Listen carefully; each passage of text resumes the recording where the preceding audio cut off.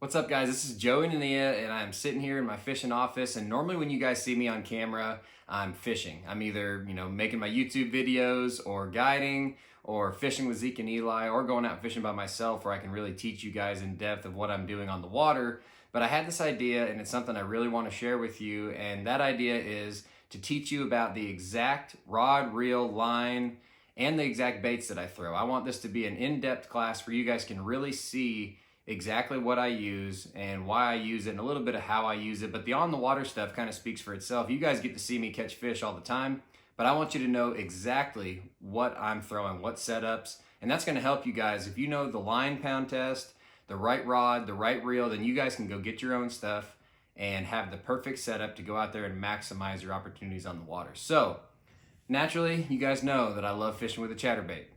And so the first thing I want to teach you guys about is my exact chatterbait setup. Now there's a couple different rods I use for that. In the past, I throw the TFO Tactical, and now they've got the brand new TFO Tactical Elite Bass out. And this is the one I'm most excited about right here. That is the all new TFO Tactical Elite Bass, and the rod length I like to throw for my chatterbaits is a 7.4 medium heavy. Now I'm a believer that anything from that 7.3 to 7.5 is a good length for throwing a chatterbait or a bladed jig. But for me, the 7.4 medium heavy is absolutely perfect. A lot of guys like a really limber, like a glass rod, but I love this really, really high quality graphite. I can feel everything that chatterbait's ticking into. And then I do feel like I have a little bit more power to crack those fish hard. And you don't have to really hammer set them when you set the hook with the chatterbait, but you still want to be able to lean into them.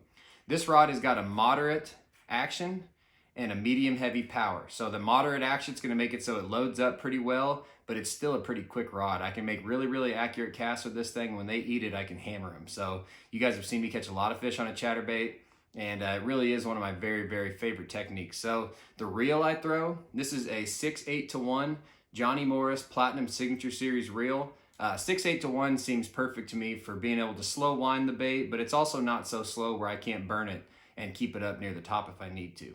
Now the line I use is 17-pound Vicious Pro Elite Fluorocarbon, and I believe 17-pound is the perfect balance of being able to put a lot of pressure on those fish and kind of horse them to the boat and swing them in, and then also not being so heavy where it doesn't allow the bait to get down and hunt.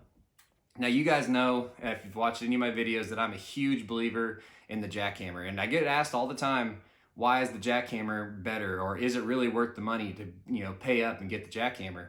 And to me, it absolutely is, and it doesn't even come down to the components to me as much as it comes down to the action on this bait. This bait hunts way more than any other chatterbait. And what I mean by that is when you're winding that bait in, this bait wants to dart and hunt and cut and kind of blow out off its normal track. A lot of chatterbaits and bladed jigs, they just kind of run true, and that's okay for shallow grass situations if you're trying to keep the bait really high in the water column.